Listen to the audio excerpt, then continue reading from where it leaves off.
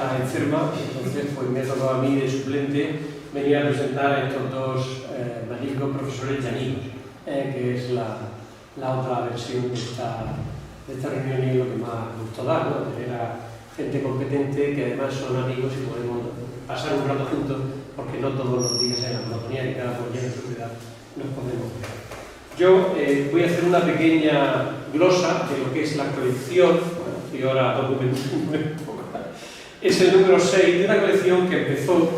El museo se inaugura en 1993, se abre al público, tenía muchísimo trabajo, muy pocos medios, vivía todavía don Emeterio Cuadrado, afortunadamente, y en esa primera etapa, que todavía ni siquiera las plazas de conservador, la comunidad, ni el Ministerio de Cultura, que aquí hay que ponerle la vela a cada cual, creó el museo y no lo dotó de conservador del Cuerpo Superior Facultativo de Conservadores de Museos del Ministerio, y lo transfirió así. Claro, luego la autonomía decía que ella le había venido sin la plaza, y que claro, ellos recién creado la autonomía y gastarse un dinero que no. Entonces hubo ahí unas etapas hasta que por fin se creó el cuerpo de conservadores, en fin, no les voy a contar toda la historia, pero sí comentarles que ahí una de las personas que siempre iba detrás y delante era don Emeterio Cuadrado, para decir, hombre, esto da igual una administración que otra, somos todos, evidentemente. Pero bueno, en esa primera etapa se hizo ya una primera guía, se hicieron cuadernos didácticos, empezó a funcionar como museo, y en una etapa ya de consolidación a principios de los 2000, ya con la creación del Cuerpo de Conservadores Regional, con una de las plazas que la consiguió Virginia Page, decidieron que todo museo, sobre todo para el intercambio bibliográfico de la biblioteca y sobre todo para las propias investigaciones del museo, que es una de las facetas que reconoce la Ley del Patrimonio Histórico Español, la de investigación de los propios museos, se creó, siendo director general de Cultura, que también hay que decirlo, el profesor José Miguel Noguera Celdrán, la serie. Entonces esta serie es el número 6, es una serie periódica, pero no de salida de cada 2 años, cada 1 año, sino periódica. Cada X años, este es el número 6. Hay que tener en cuenta que entre medias hemos sufrido la gran crisis económica y distintos cambios, no voy a insistir en ello, sino decirles que es una serie monográfica de arqueología ibérica, con el grueso de las piezas son de cigarralejo, otras han sido también de piezas ibéricas, muy vinculadas lógicamente al campo de enfoque del propio museo, y en este número en concreto son piezas de la tumba 478. Yo quería glosar primero la calidad, donde figura gente como el profesor Quesada Sanz, o el propio Broz, o el que les está hablando, o otra gente, todos vinculados a otros alumnos de la Universidad Autónoma de Madrid, vinculados a distintas universidades y sobre todo a la arqueología ibérica, que es la que nos une. En el caso concreto tenemos la suerte de que son 2 jóvenes, he puesto ya jóvenes maduros, que realmente empiezan a ser también, yo empiezo a ser viejos, entonces yo ya cambiar, pero digo, 2 jóvenes ya maduros, especialistas del mundo ibérico, como son. Voy a empezar por el profesor Raymond Grael, que lo tengo además a mi izquierda, que se formó para discutir, porque sí nacido en Barcelona, pero es leridano de todo. Se formó en la Universidad de Lleida con el profesor Emili Llugent, con el que también he tenido una buena amistad y una buena relación en otras épocas, podemos decir. Se doctoró en esta universidad el año 2009.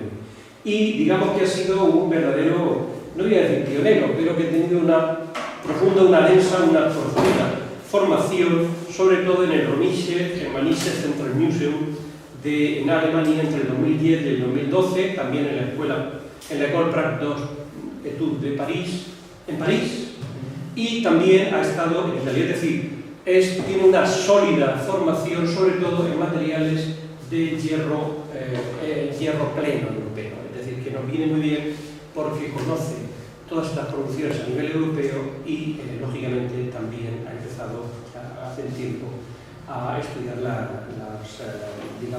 materiales de la cultura ibérica, celtibérica, es decir, el hierro 2 del hierro pleno en la península ibérica. Y actualmente trabaja, es profesor en la Universidad de Alicante con una Ramón y Cajal, que esperamos que se convertirá ya en profesor estable, con lo cual esa suerte que tenemos los del sureste, los ancianos también nos beneficiaremos de la presencia del profesor Grael. Y otra de las facetas que yo quería destacar y que es importante es su especialización en el mundo del mercenariado ibérico, que desde los tiempos del profesor García Bellido, con sus primeros bandoleros, guerras y guerrillas y la presencia de los mercenarios ibéricos en Cerdeña, en Grecia y demás, que en los años 30 le dedicó bastante tiempo el profesor García Bellido a un nivel más teórico. El profesor Grael ha actualizado y tiene bastantes libros sobre los Mistophoroi ex Iberias, ¿no?, de 2014. Tiene una muy abundante bibliografía, súper interesante, y que la recomiendo a todos ustedes. En cuanto al profesor Miguel Pérez Blasco, es nacido en Alicante, nos pilla todavía más cercano. Se ha formado en la Universidad de Alicante, donde se doctoró en el 2014, y comentarles que ha ganado los premios de investigación tanto del Instituto Gil Albert de la Diputación de Alicante como el Premio de Estudios Turolenses de Teruel, de la Diputación de Teruel. Actualmente es el director del Museo de Arqueología e Historia de Elche, situado en el Palacio de Altamira, lo he dicho bien, y es también especialista ibérico, pero más centrado, y lo tiene perfecto. De hecho, han hecho aquí esta unión, esta UTE intelectual, los dos profesores, porque su tesis doctoral sobre la cerámica ibérica figurada es, desde mi punto de vista, extraordinaria, fantástica. Yo no le pondría otro calificativo. Entonces, quiero decir que hemos reunido a dos jóvenes ya maduros especialistas en una monografía que creo que ha quedado excelente y que nada, que es, por otro lado, no podía ser de otra manera publicarse aquí en el Museo del Cigarrejo, desde mi punto de vista. Agradeceros la presencia aquí y yo ya me voy a sentar para que hablemos, que esos son los importantes. Venga. Gracias.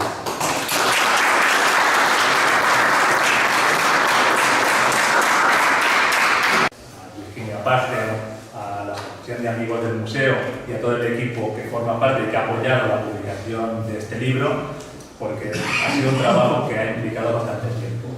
En 2016, Miguel Pérez vino aquí para estudiar las cerámicas y aproveché para pedirle si podía dibujar unos cuantos materiales, y esto le implicó quedarse una semana dibujando material en mula, por lo que no eran tan pocos materiales ni tan superfluos. Estos materiales desde entonces los hemos estado estudiando, es decir, 6 años de investigación a ritmos desiguales, pero no podía ser de otra forma que acabar siendo una monografía y que acabase saliendo publicada en la magnífica serie que publica el Museo del Cigarrejo. Por eso, agradeceros y bueno, excusarnos por haber tardado tanto tiempo, pero creo que ha merecido la pena, porque hemos planteado el estudio de una forma un poco anómala en cuanto a cómo se afrontan y cómo se consideran los estudios de tumbas en la península ibérica o en la protohistoria reciente en general o de manera tradicional. Normalmente, ¿cómo se han estudiado? Se han estudiado, tengo tantos vasos, tengo tantas piezas metálicas, da esta cronología, es hombre, es mujer. Y se ha quedado un poco cojo el relato de la persona que había allí enterrada.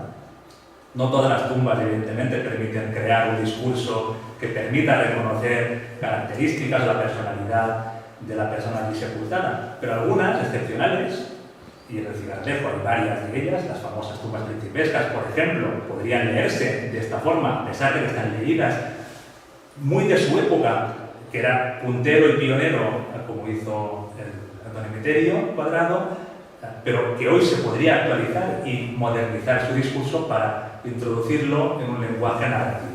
Y desde esta perspectiva, que es como se está estudiando grandes tumbas complejas en Italia, en Grecia, en otros territorios que consienten, que permite el registro material, este discurso, esta construcción de, a partir del dato arqueológico, un relato novelado, histórico, fehaciente con lo que hay, nosotros hemos intentado aplicarlo aquí y renovar de esta forma no solo el conocimiento del cigarrejo, sino también la forma de estudiarlo.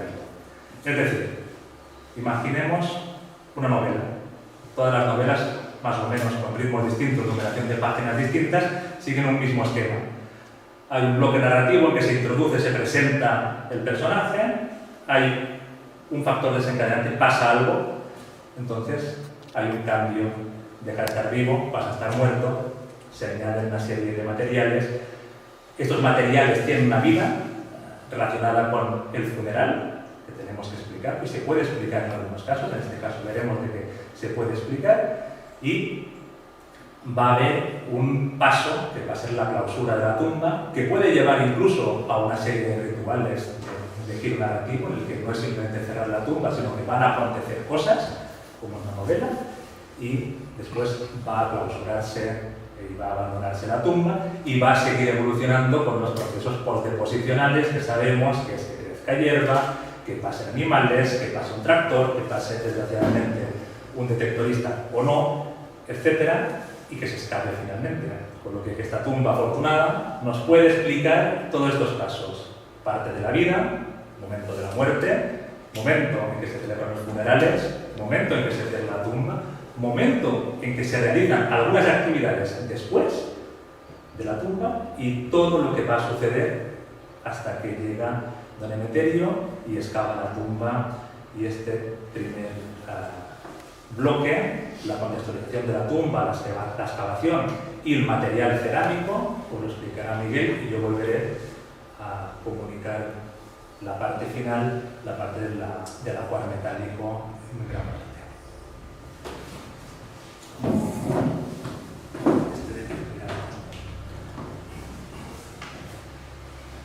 Bueno, pues la necrópolis de Cigarralejo, a ustedes no hace falta que les explique la ubicación y lo que significa, sobre todo, para lo que es el mundo ibérico, ¿no? La necrópolis fue estudiada por Emeterio Cuadrado en su gran mayoría, pero luego ha atraído a lo largo del tiempo a numerosos investigadores para estudiar distintos aspectos que sin ella pues difícilmente podríamos entender los avances que están sucediendo en nuestra aproximación sobre la cultura íbera, ¿no? A nivel de sociedad, artesanado, importaciones, paisaje de la necrópolis, arqueología de género. Es decir, que su importancia es una importancia capital para el mundo íbero. La monografía de 1987 de don Emeterio condensó no todas las tumbas que tiene la necrópolis, quedaron cerca de unas 200 sin estudiar, y esta tumba 478 era una de esas tumbas inéditas. Eso, sin embargo, ya nos hablaba las citas bibliográficas que se conocían de la excepcionalidad de la tumba, porque a pesar de ser inédita, sí que venía siendo citada por distintos artículos, sobre todo en referencia a un casco de hierro, a una vajilla metálica y pues a uno de los soportes cerámicos que están expuestos en la sala del museo. Esto también es importante porque el museo, en su mayoría de vitrinas, expone tumbas completas, y esta tumba, que estaba sin estudiar, inédita, se encuentra diseminada con espectacularidad de estos materiales precisamente en distintas salas, sin ser una tumba que se expone de manera completa. Puestos como estaba comentando Raimon, ¿no? Nosotros, como decía el profesor González Luis Zapatero, excavamos en la materialidad del pasado para producir un conocimiento histórico que, en forma de narrativa, que luego se plasma además en una serie de monografías. Con lo cual, pues toda esa lectura, como ya ha comentado Raimon, de intentar aplicar unos nuevos enfoques al estudio de esta tumba, vimos que, dada la anomalía y la cantidad de material que se encontraba dentro de ella, pues merecía la pena hacer un enfoque como el que hemos hecho. Por supuesto, uno de los puntos importantes era conocer la ubicación de la propia tumba, ¿no? Aquí vemos el plano de la necrópolis de Cigarralejo. Es un plano que debemos tener en cuenta que está abarcando todo el periodo cronológico que abarca la necrópolis, es decir, 4 siglos en el que se acumulan las tumbas, sobre todo en la parte central, pero podemos ver podemos observar como las tumbas principescas se localizan aquí, prácticamente intactas. La 478 la tendríamos aquí, y después, a mediados del siglo IV, la necrópolis irá creciendo hacia el lado oeste y hacia el lado sur. Es importante porque se documentan hasta 8 superposiciones dentro de lo que es la evolución de la necrópolis.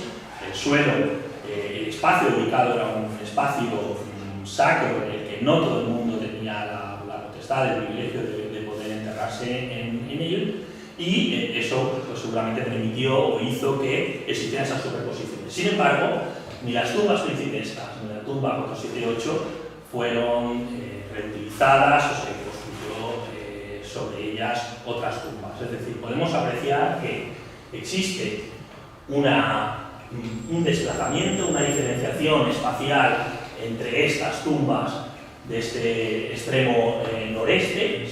Tenemos que tener en cuenta también que el poblado se encuentra en este lado y que hacia abajo encontraríamos lo que es la ladera, es decir, la zona del río. Es decir, que también ocuparían una posición elevada. La información que tenemos de lo que es la propia excavación es de los tradicionales estudios de excavación, de don Emeterio Cuadrado y de un conjunto de fotografías que en este caso pues, bueno, realizaba siempre sistemáticamente, tanto al inicio de lo que es la excavación y después concentrado sobre todo pues, en aquellos aspectos, sobre todo pues, en las tinajas, que era lo que contenía el resto de mayor parte del ajuar, ¿no? Fruto de la combinación de lo que está narrado por don Emeterio en estos diarios y de las fotografías, nosotros hemos podido pues comprobar que, para empezar, el empedrado parece un empedrado bastante modesto, de unas dimensiones que no llegaría prácticamente al metro por cada lado, y hemos hecho una propuesta de reconstrucción según lo que se indicaba en los diarios. No existe una correlación entre la estructura modesta de la tumba y el ajuar, como iremos viendo a lo largo de la exposición. Esto tampoco pues es una cosa anómala, puesto que existe esta evidencia en otra serie de tumbas del propio Cigarralejo, y también, por ejemplo, unos materiales que siempre la bibliografía los tiene, la investigación, como marcadores de estatus, como es el barniz negro. El 38% de las tumbas del Cigarralejo con el barniz negro, por ejemplo, no tenían ningún empedrado tubular, con lo cual en ese sentido no existe una correlación, pero sí que existe, como podemos ver, un lugar visible al norte y espaciado y respetado a lo largo del tiempo por el resto de la comunidad. Por supuesto, don Emeterio centró después las fotografías en aquellos hallazgos que consideraba más singulares, y aquí vemos cómo está emergiendo lo que es el casco de hierro, que después el Raimon continuará con su estudio. También lo que nos ha permitido ver la información de estos diarios de excavación y de las fotografías es que podemos distinguir dentro de la propia tumba dos áreas, un área pública y un área privada. En el área privada estaría la centralidad del piso, sería la que aglutinaría todos estos elementos singulares, podemos decir personales. La vajilla metálica, dice don Emeterio, señala expresamente en el diario que los huesos se encontraban dentro de la sítula, un aspecto que como veremos después es importante. Y luego en el área pública es donde, al entender que no menciona y no aparece en las fotografías, no se puede intuir todo lo que es la vajilla de barniz negro o el propio soporte, estaría enfocada a pues aquellos objetos que seguramente jugaron un papel activo en el ritual, en la visibilidad de esa ceremonia, pero que no eran estrictamente personales, o al menos tenían una función en la ceremonia muy diferente al resto de objetos.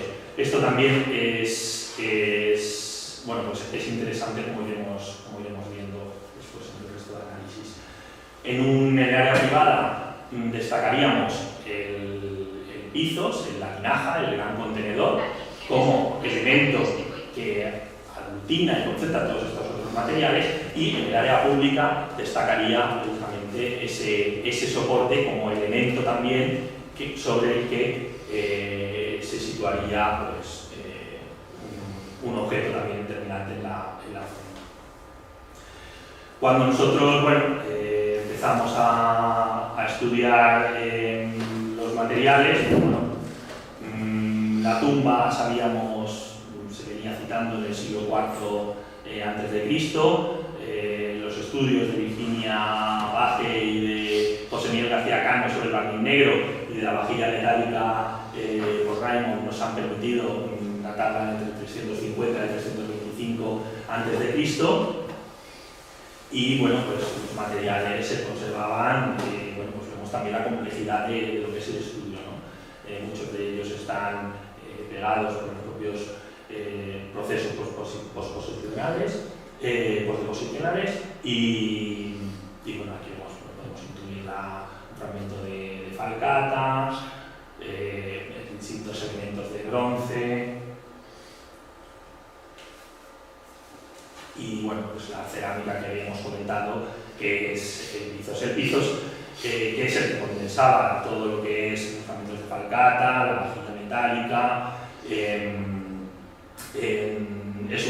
Es una tinaja ovoide, típica del Ibérico Pleno, del siglo IV, con una decoración pues muy sencilla de motivos geométricos. En Jaén han estudiado este tipo de composiciones, han podido ver que revisten una carga identitaria relacionada con las élites aristocráticas. Aquí se ha intentado poder averiguar si era posible aplicar esa misma metodología, y aquí desde luego no funciona. No existen dos tinajas en el cigarralejo de las 11 tumbas que tienen este tipo, el 2:1 de la tipología de Don Emeterio, y sí que evidentemente los motivos sí que se repiten. Más allá de un carácter aleatorio y del uso del compás y del pincel múltiple, que tendría un sentido para aligerar el tiempo de inversión de trabajo en la decoración, no podríamos decir que se repite ese mismo esquema y que podría estar significando algo. Aparecen igualmente tanto en tumbas masculinas como en tumbas femeninas. Más interesante a nivel cerámico, por supuesto, es el soporte, ¿no? El soporte es un vaso excepcional. Esto he hablado muchas veces con Virginia, en el sentido de que, que algunos ceramistas que ya conoce, le han comentado más de una vez la complejidad que tiene poder elaborar en la producción este vaso sin que se rompa, lo cual puede darnos ya también un motivo tanto de la facilidad como de la escasez con la que los encontramos. Principalmente aparecen en yacimientos del siglo IV, indistintamente en necrópolis, espacios sagrados o espacios de hábitat, pero se conocen desde el siglo V hasta el siglo I antes de Cristo. Este es el más conocido de la necrópolis, pero existen dos tumbas también que tienen este tipo de soporte. Es interesante porque, aparte por la excepcionalidad y la singularidad del propio vaso, Don Emeterio también señala en el diario de excavación una serie de elementos de cerámica ibérica que no hemos podido identificar en los almacenes, no tenían al final una asignatura, no tenían número de inventario, pero sí que mencionaba que había una urna, un vaso de gran tamaño, de cerámica blanca parecido a la cerámica amarilla. La tumba se excava en 1983 y Don Emeterio ya había publicado por entonces su artículo sobre la cerámica amarilla, con una tipología muy restringida y que no incluía este tipo de vasos. Era también cierto que después de las excavaciones, en los días siguientes, los días que se dedicaba a hacer este inventario y a distinguir, sería difícil poder llevar un estudio para poder precisar, pero llama la atención que tuviera esas dudas de que estos vasos fueran que no distinguiera claramente que fuera de cerámica amarilla. Sin embargo, sí que contamos con una serie de cráteras, de imitaciones de cráteras, que tienen este engobe, no sé si se aprecia bien, blanquecino, que bueno, pues nosotros hemos pensado, yo he pensado que pudiera ser un vaso que fuera encima del soporte. ¿Por qué? Bueno, estos soportes se les llama, a veces se les atribuye la función de cerámica social, porque evidentemente están abiertos, no pueden contener líquidos, tienen la función, como bien dice el propio nombre, de soporte, ¿no? Unas veces se ha interpretado, se ha propuesto hipótesis de que pudieran servir como pebreteros para la quema de incienso, de hierbas aromáticas, otras veces para sostener elementos de iluminación, como lucernas, y todo esto, bueno, pues nos lo daría lo que serían las dimensiones de la boca, ¿no?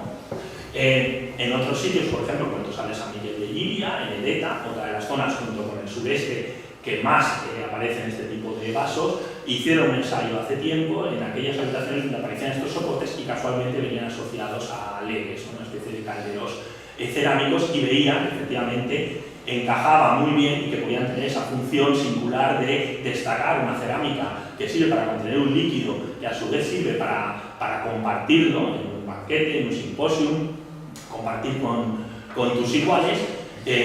Bueno, pues hacían esa propuesta que parecía bastante factible.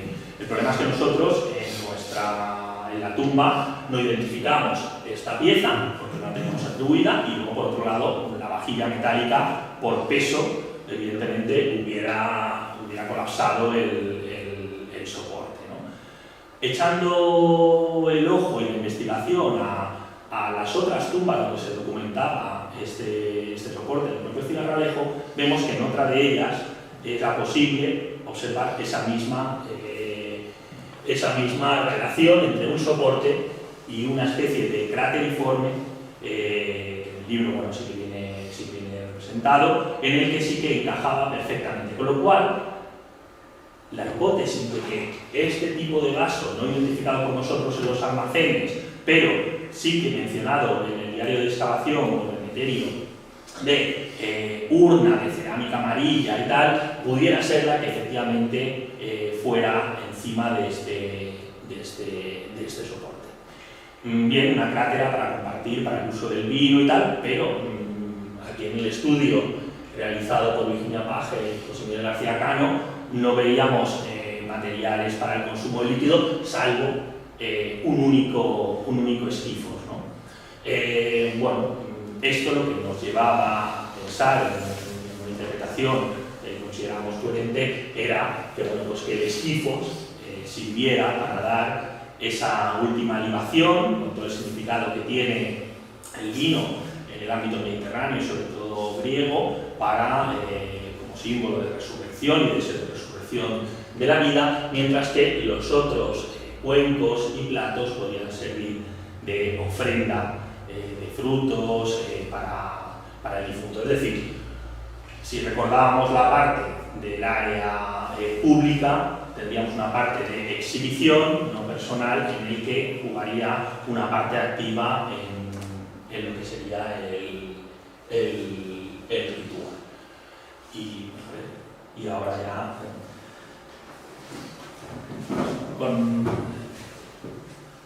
hemos dicho al principio que habíamos distribuido, pues Miguel ha presentado, de que habíamos distribuido entre las cerámicas, Miguel y yo la parte metálica, y como irán viendo, parece que él se haya ocupado de las piezas enteras y yo de las rotas.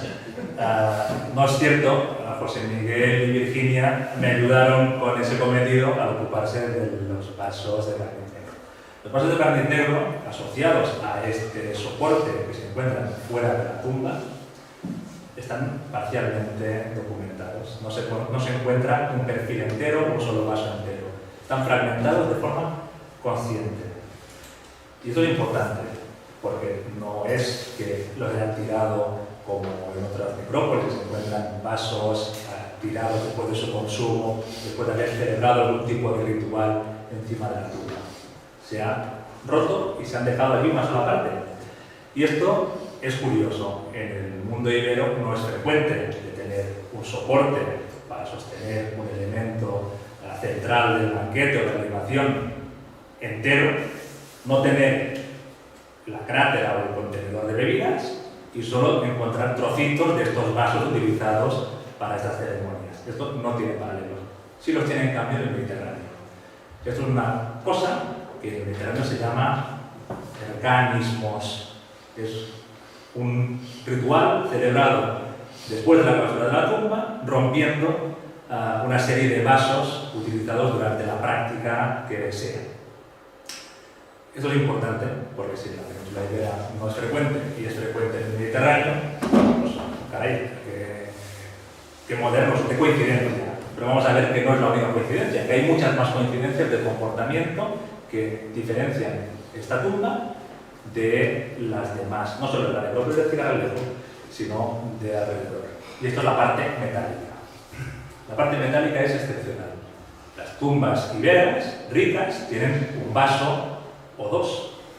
Alguna del cabecico tiene algún vaso complejo de dimensiones más o menos grandes, asociado a algún elemento pequeño, pero no pasan de dos. Algunos, excepcionalmente, podrían llegar a tener quizás un tercero.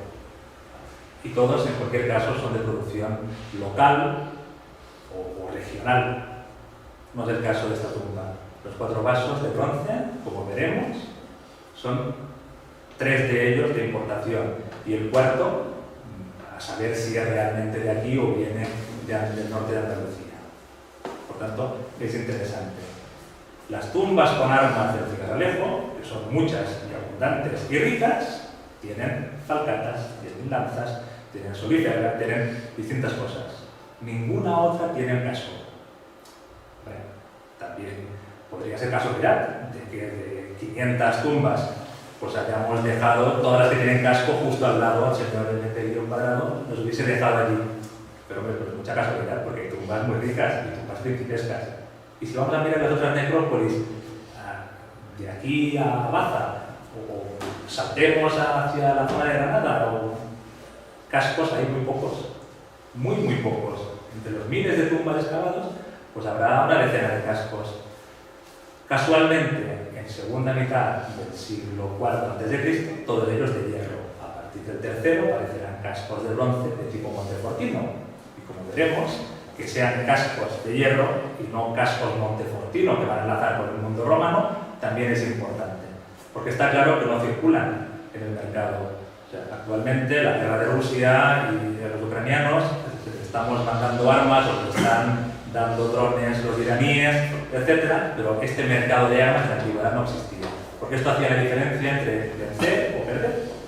Y por lo tanto, es muy singular acceder a armas que te dan una ventaja respecto a las demás. Porque esta ventaja no es simplemente militar, también es ideológica.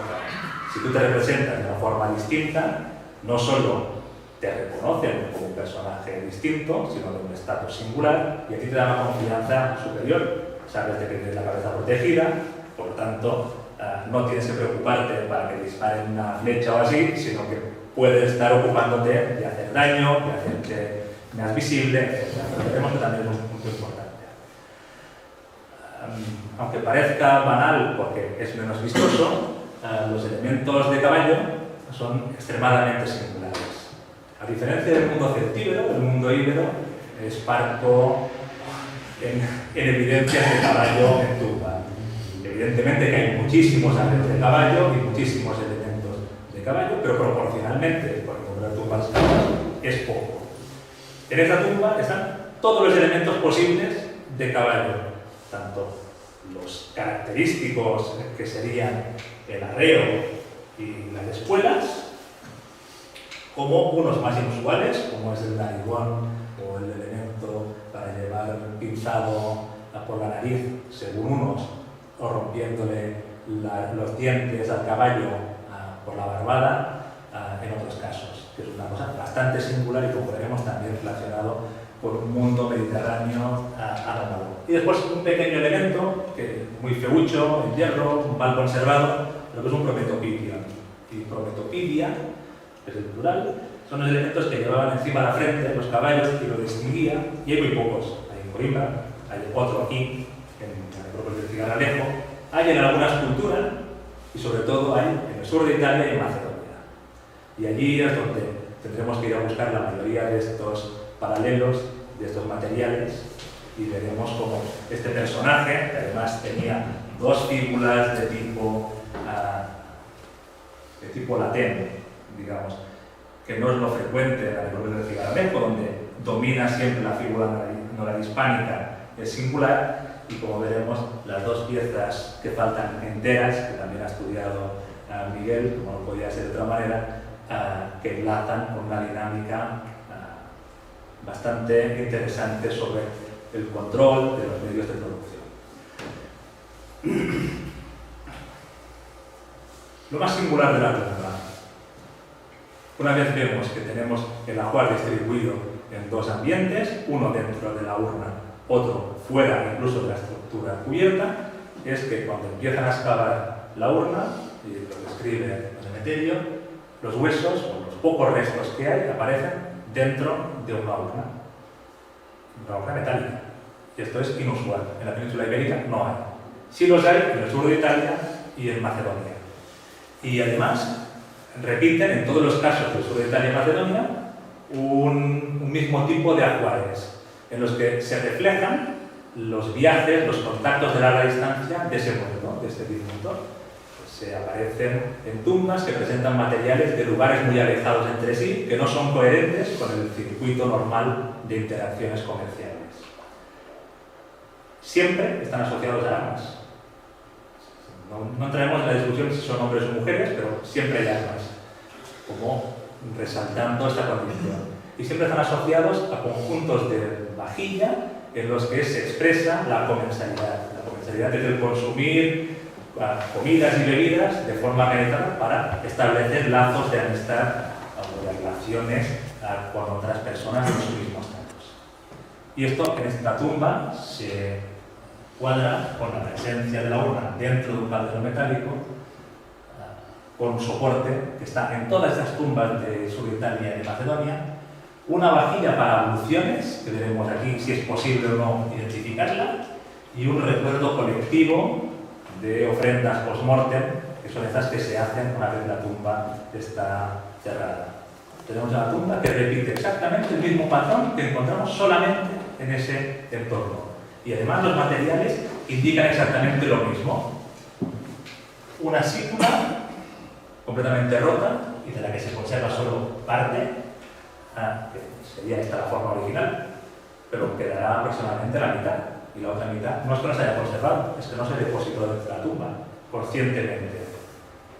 Esto es importante, este ritual destructor, no de romper las cosas y doblarlas y dejarlas dentro, sino a conciencia de llevarse parte del ajuar para que no llegue aquí, para dedicarlo a un santuario, para refundirlo, para quedárselo como recuerdo, para tirarlo al mar, etc. A saber qué parte de la historia nos falta por concluir.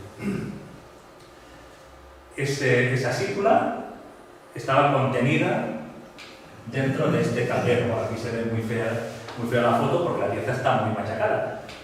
La pieza aquí la ven en sección y lateral, y la forma original sería parecida a esta, que también son calderos macedonios que se encuentran en el Pecio del Sec, en Mallorca, y en la necrópolis de la Osera, en Ávila.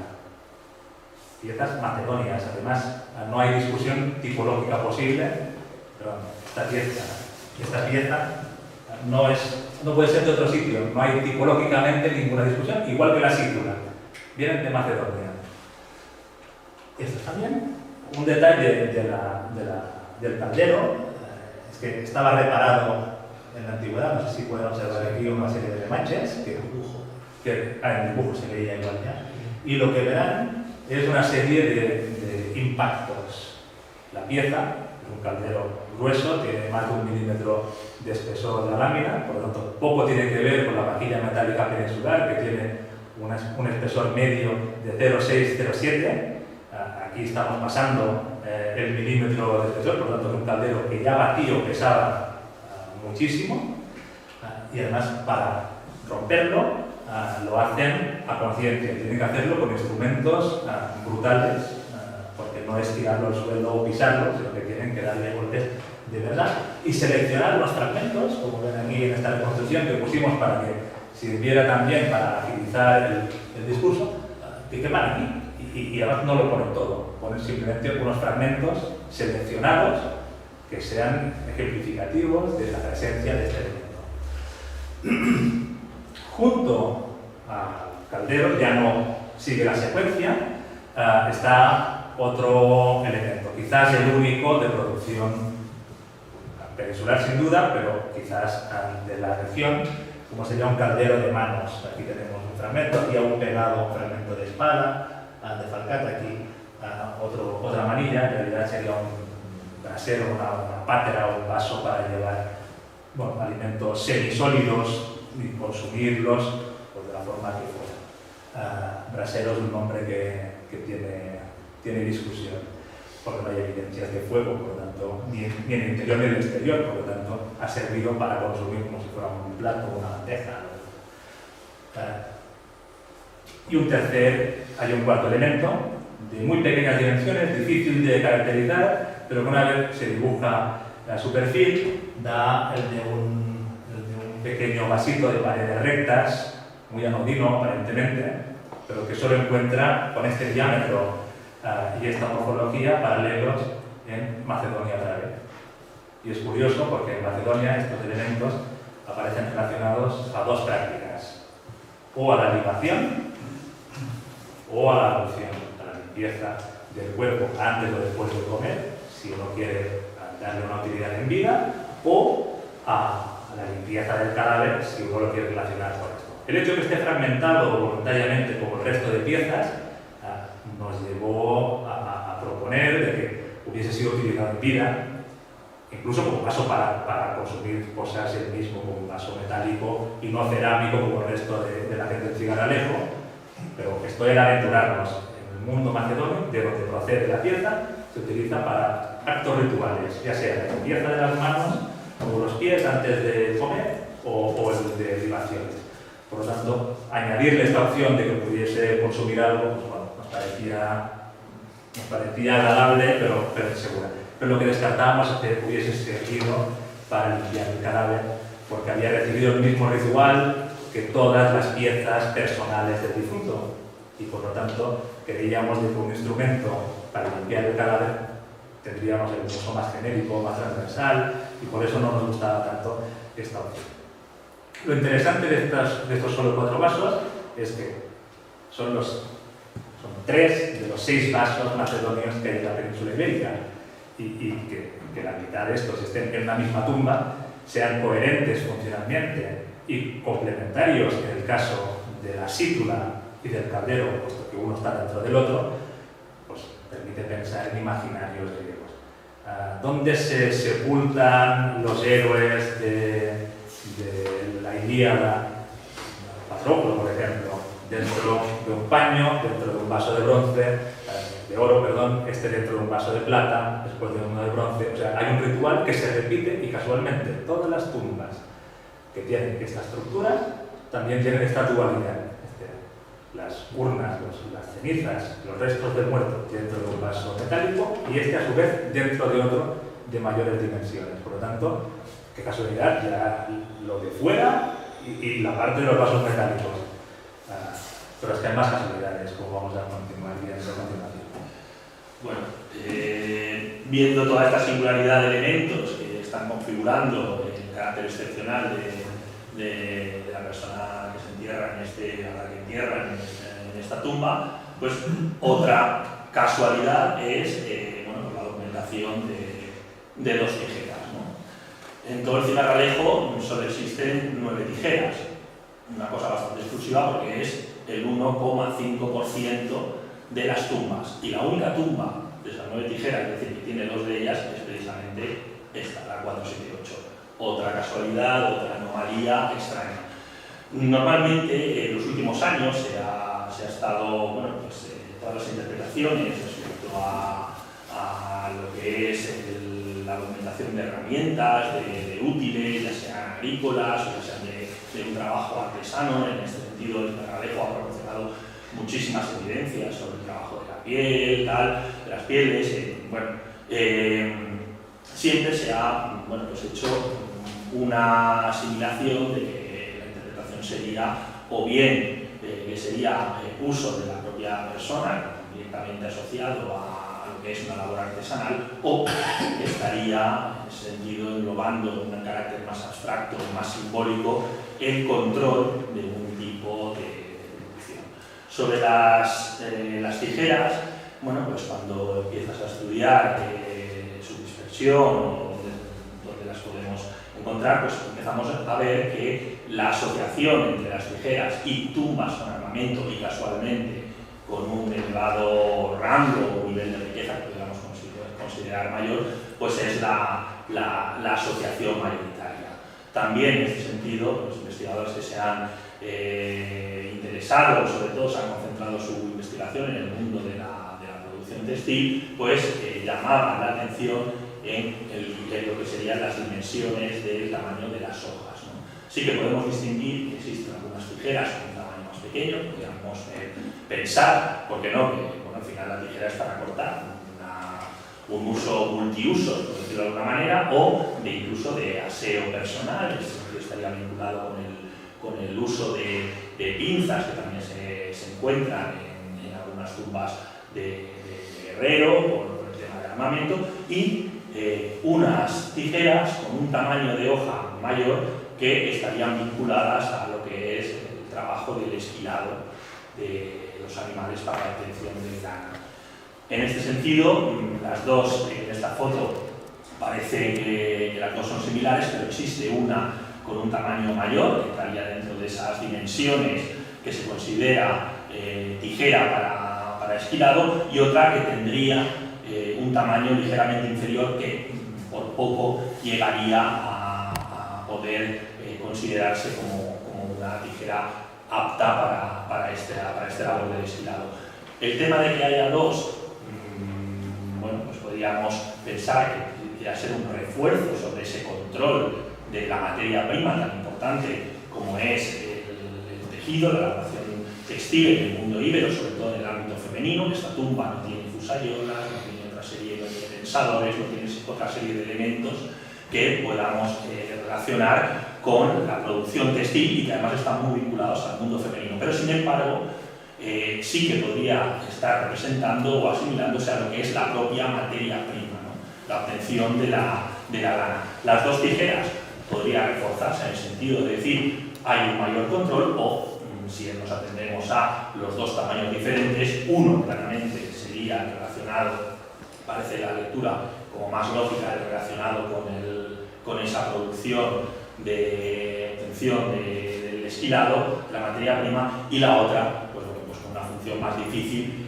que no podríamos intuir. Pero volvemos a lo mismo, esa singularidad de pocas tijeras, volver a coincidir en la misma tumba y, sobre todo, pues bueno, desde aspectos de la antropología social, bueno, ¿y qué pinta el guerrero con las tijeras? Bueno, nosotros al final lo que estamos viendo es una acumulación de una serie de actividades que no tienen por qué ser coincidentes en el tiempo, pero ni siquiera coincidentes en la propia vida.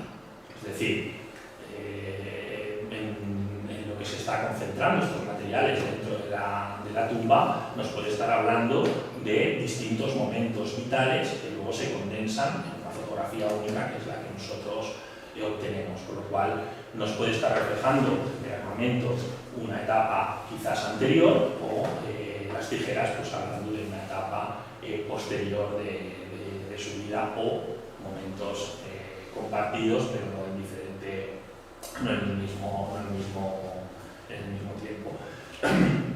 Otro de los elementos siculares pues sería el hallazgo de 4 tabas, ¿no? Dentro de esta singularidad de elementos que tiene la tumba, pues bueno, pues es un poco extraño todo el tipo y que pintan también estas 4 tabas. Estas 4 tabas además aparecen asociadas también a un único tejuelo, una ficha de cerámica recortada. Bueno, en los últimos años se ha abordado distintos estudios sobre el tema de los astrágalos. Es un tema bastante complejo. Yo estoy convencido de que tiene significados polisémicos, porque bueno, después de estudiar en profundidad todas las necrópolis que he podido, cerca de 40, 45, diseminadas por todo el territorio íbero, pues bueno, incluso tumbas desde el siglo VIII, aparecen hasta tumbas del siglo I a.C., por lo cual no podemos fijarlas a un determinado periodo.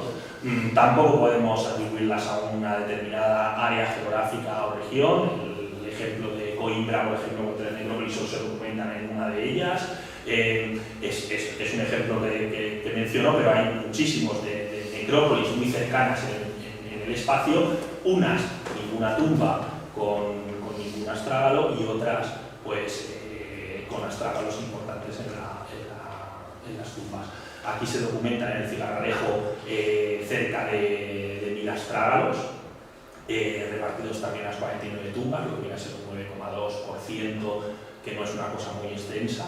Y la complejidad de la interpretación, pues, bueno, siempre se ha atribuido a que pudieran ser considerados pues, elementos mágicos, elementos como amuletos, elementos muchas veces se ha considerado vinculados al estatus social elevado del difunto, algunas veces también como elementos, veíamos el tema de las tijeras, que pudieran estar relacionados con la riqueza del control del ganado, pero cuando empezamos a estudiar todas estas hipótesis y bajamos a estudiar dentro de los casos concretos, pues observamos que hay variables que fallan. Por ejemplo, aparecen tumbas con un ajuar extenso y completo, en la que hay muy pocos de estos astrágalos, y luego hay otras tumbas prácticamente con un ajuar que podemos considerar modestos, que tienen una cantidad de astrágalos desorbitadas. Luego algunos los encontramos quemados, otros sin quemar, otros con modificaciones, perforaciones, limado, otros sin estas perforaciones, en tumbas masculinas y en tumbas femeninas. Y luego, pues, en algunos casos, con un número exacto y concreto, escaso en este caso, pues de 4, 3. Bueno, en este caso nosotros optamos por la interpretación, creo que con bastante coherencia, de los 4, viendo también el personaje que nos iba definiendo el resto de materiales. Bueno, pues con 4 tabas se jugaba a Cristo Bolinda, uno de los juegos más de azar, tipo como si fuera el de los dados, más extendidos por el Mediterráneo, y nosotros lo veíamos coherente justo también con la interpretación de esta ficha que también pudiéramos considerar de juego. Son elementos, son tabas que están quemadas, o sea que entendemos que fueron depositadas con el difunto en la pila funeraria como un objeto personal, y que después bueno, pues se tuvo el cuidado de recoger y de depositar también entre los objetos personales. Bueno, aquí también nos sirvió, estas 4 piezas sirvieron para ilustrar una de las vitrinas de la exposición del guerrero ibero y el juego que expusimos en el Museo de Elche, comisariada por Raimon Gaels y por mí mismo, y bueno, el Cigarralejo contribuyó de manera decisiva a aquella exposición con un montón de elementos que tiene en sus vitrinas, y bueno, también hicimos el dibujo para aquella exposición, y nos permite hablar que también dentro de esta singularidad de materiales, pues también estos objetos personales nos siguen caracterizando pues a esos elementos de juego que también se vinculan en el Mediterráneo con guerreros, con mercenarios, como pasatiempo, como espera a la guerra, como elementos de azar, ¿no? En el que también, bueno, pues el guerrero al final un poco de azar tiene en que se juega la vida en cada combate, y también necesita calmar esa espera durante ese tiempo, y desde luego debe de ser un material muy querido para que fuera incorporado, en este caso también, a la tumba. Yo no sé cómo vamos de tiempo, lo digo porque tenemos, ¿cuánto más o menos? Fragmentarias, que faltan piezas, falta de la falcata la parte del mango y la punta. Bueno, primero pensábamos que era un problema de conservación, pero es que las demás piezas están igual. Del escudo falta prácticamente todo, de la falcata falta todo. Esta lanza, casualmente, yo creo que al romperla se equivocaron, pensaban que ponían y la pusieron entera, pero es anormal. Y otra vez aparece esta selección voluntaria de unas piezas que son coherentes, si lo encontrase en cualquier otra tumba del cigarralejo, sin los vasos metálicos, sin el soporte, sin las 4 tabas, sin la pareja de tijeras, pues diríamos, bueno, es un guerrero que además de altísimo estatus, de los que tiene el ajuar más completo, y esto Fernando Quesada ha sintetizado bien cuáles son las problemáticas y cuáles son los ajuares estándar de prestigio y de superprestigio, donde entra esta tumba. Pero no entra por estos elementos, sino que entra por la presencia de un casco de hierro. Un casco de hierro de tipología muy compleja porque apareció roto. Y Don Emeterio pues, hizo lo mejor que pudo para reconstruirlo, y lo hizo de esta forma, quedando la duda de si faltaba un botón para aquellos que proponían que fuera de la familia Montefortino. Pero claro, los que los Montefortinos son todos de bronce, y además son un siglo más tarde, más tardíos. Otros propusieron que fuera del grupo Guggenheim, que es un casco romano, que tiene una morfología parecida, son de bronce, tienen incluso el guardanucas, esto no es la visera, es el guardanucas, la parte dorsal, más prolongado, y son de época romana. Y no hay ninguno, además, en hierro, por lo tanto, no tiene el botoncito, no le falta nunca, simplemente que no es de este tipo. Sí que hay un tipo que son así, que son los celtoitálicos. En el norte de Italia, cuando los celtas de Centro Europa se expanden y ocuparán el área del Po, de Polonia, etcétera, etcétera, van a producir una serie de armas adaptadas de los modelos que traen de Centro Europa y los van a hacer un poco más ligeros, un poco adaptados. Uno de los tipos fundamentales son los cascos de hierro, de esta forma alta hemisférica, con alguna protuberancia encima, no con un botón, o con algunos distintos. Por lo tanto, este casco es de tipo celtoitálico. Que yo sepa, no hay muchas relaciones comerciales en época ibera con el norte de Italia. Y además, ¿qué pasaba? Venían con un casco a vendérselo, igual que venían desde Macedonia a traerle unos vasos de bronce, o sería más fácil pensar en que esta persona, como dicen las fuentes antiguas, que hablan de muchísimos mercenarios que eran la carne de cañón, y después los superprofesionales de los grandes ejércitos de los tiranos siracusanos o de las ciudades del sur de Italia o incluso de Grecia, que fuera uno de estos que marchó allí. ¿Y por qué digo esto? Porque en esos ejércitos los iberos aparecen siempre mencionados que luchaban junto a los celtas, y los celtas no eran los celtas de Galia o de Alemania, eran los que vivían en Italia, que con la expansión hacia el Adriático entraron a formar parte y vieron en el mercenariado una forma de enriquecerse y de adquirir cultura, estatus, relaciones. Por lo tanto, en los ejércitos mediterráneos, iberos y celtas colaboraban. ¿Y de qué manera colaboraban? Colaboraban saqueando juntos y ser compañeros de armas, intercambiando entre ellos una cosa que los griegos llaman filia, amistad. Pero la amistad, para nosotros es la amistad, y para ellos era una forma de intercambiar regalos. O sea, yo te regalo una falcata, no tenemos falcatas en el mundo céltico o italiano o en el mundo mediterráneo. Lo que tenemos son espadas de tipo latén, fabricadas en la península ibérica, en Italia y en santuarios griegos. Y esto es singular, porque hasta ahora no se habían documentado, ahora empiezan a documentarse. De la misma cronología, por lo tanto, igual que podían darse un arma propia de los de aquí, los de allá daban un arma propia suya. Pero estos mercenarios, ¿qué pasa? ¿Eran simplemente carne de cañón? ¿Elementos que servían para luchar y para morir y para...? No, eran personas que además podían acceder a un estatus, y cuando adquirían la confianza, podían participar en los banquetes, podían participar en los juegos, podían participar en las celebraciones de estos contratantes, de estas ciudades de la Italia meridional y de Grecia. Y allí es donde podían aprender, donde podían ver cómo se usaban correctamente esos vasos de bronce, de qué manera los depositaban en las tumbas y de qué manera se presentaban ellos delante de los demás conciudadanos. ¿Y cómo lo hacían estos grandes personajes de la Italia meridional y de Grecia? Lo hacían con caballos completamente adornados con profetopías ortopidia, con todo tipo de parafernalia, que al final todos esos elementos quedan muy bien, son muy espectaculares en la parada del campo de batalla.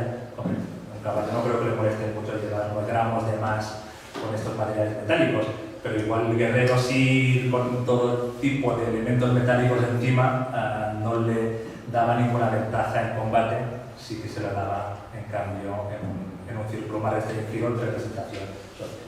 Este es el elemento que les comentaba antes, el prometopidio, este elemento que veía sobre la frente, en este caso pequeño, de hierro. Hay otro expuesto arriba de forma elíptica, apuntado, de hierro cubierto de plata. Y esto es singular. El hierro cubierto de plata es una práctica y una producción exclusivamente de Albania, del Epiro, para ser concretos, y de Macedonia durante el siglo IV a.C. No hay en Etruria, no hay en Centro Europa, no hay en el nordeste peninsular, no hay en Portugal, no hay... Bueno, aquí sí que hay, pero los que hay casualmente remiten a formas y a decoraciones de Macedonia y del Epiro. Quizás son demasiadas casualidades para pensar de que esta persona, este señor, este guerrero, o esta persona presentada como señor guerrero, no tenga una vinculación con Macedonia, con el sur de Italia. Porque el único caso que tenemos parecido, que se encuentra en la zona donde provengo yo, en Lleida, y que fue parte de mi tesis doctoral y de lo que me llevó a estudiar los mercenarios desde hace pues ya 13 años de forma continuada, era una tumba que solo 2 vasos, uno de ellos igual idéntico al que tienen aquí, con una falcata, una espada latín, otro casco como el de aquí, y en lugar de las espuelas, aquí una muserola, un elemento distintivo, otra vez solo de ámbito macedonio. Tantas casualidades con ajuares que son singulares, distintivos, excepcionales, me parece realmente complicado. Esto lo encontrarán en el libro explicado, y lo que les quería decir, y con eso ya concluimos, es qué significa exactamente esto. No es simplemente documentar un mercenario o decir que nos parece que es un mercenario. Esto de aquí no puede haber llegado por el comercio. El comercio trae vasos cerámicos, y las tumbas, por ejemplo, principescas de la necrópolis de Cigalejo, ¿por qué no tienen vasos metálicos macedonios? Podrían tenerlos perfectamente por poder adquisitivo. ¿Por qué no tienen un casco de hierro? Grandes tumbas de guerreros, como la tumba de Baza, con las 3 panoplias, etcétera, etcétera. Porque este tipo de elementos no circulan comercialmente. Uno no los adquiere comprándolos, uno los adquiere por méritos, visitando ese lugar, entendiendo para qué sirven. Uno evidentemente prefiere un vaso bonito, bien decorado, a no un vaso como el que han visto antes, este caldero, liso, de bronce, que no significa nada si no entiende uno que viene de Macedonia y que sirve para un propósito concreto, o incluso esta baterita. ¿Por qué este tiene una baterita de tipo macedonio y ningún otro la tiene? Porque él sabe para qué sirve. Sirve para un acto ritual, para una práctica concreta. Este casco, estos elementos de caballería, hay tumbas mucho más ricas que podrían tener conjuntos de caballo más complejos, pero él, o los que sepultan a esta persona, deciden ponerlo todo aquí, y lo hacen para explicar algo de esta persona. La trifé, la exageración de esta persona, Plutos, la riqueza, aquí la ibris, querer sepultarse como un héroe dentro de un caldero metálico, como habían hecho los héroes de la mitología griega, que ningún otro ibero conocía. El Cleos, la fama, la Aristella, la distinción, la metexis, que es lo que está haciendo en realidad la copiar a estas personas, observar y copiar, observar metexis, mimesis, copiar, y al final la aretea, la distinción que uno adquiere por méritos propios, por haber luchado bien, por haber hecho amistades, por haber merecido todo esto. Y esto lo ha hecho en un viaje que nosotros pensamos que tiene que situarse entre la Puglia y Macedonia. Y una persona rica que lo era o necesitaba ser rico para crecer dentro de su comunidad a la que regresa, a la Cigarralejo. Y por lo tanto, ya sea porque no es rico y quiere serlo y va a buscar fortuna y cuando regresa quiere esta posición, o porque va a buscar arete, esta distinción, este reconocimiento. ¿Y qué va a hacer? Va a copiar los comportamientos, la mímesis que verá en el Mediterráneo, en Italia meridional, en esos galos, en esos celtas que bajan del norte de Italia a luchar conjuntamente. Allí va a adquirir este reconocimiento, la Vistella, porque allí es donde, gracias a esta forma de luchar, a ser realmente excepcional, conseguirá la fama, el cleos, y esto, observando cómo hacen los demás, que la han integrado en su comunidad, podrá volver, afortunadamente, gracias a la diosa fortuna, y expresar su ibris, este comportamiento de superioridad, de exageración, de distinción social, enterrándose al lado de las tumbas científicas, a pesar de que muy posiblemente él nunca lo ve. Con esto concluimos. Hemos intentado hacer un resumen lo más completo posible de este personaje, que nos gusta imaginarlo así, y que poco nos podíamos pensar o se podía imaginar él que le tocaría vivir su último momento de gloria con mascarilla y sufriendo el último desastre de todos. Y aquí unos agradecimientos a todos los que nos han ayudado, que son estos y seguramente muchos más. Gracias.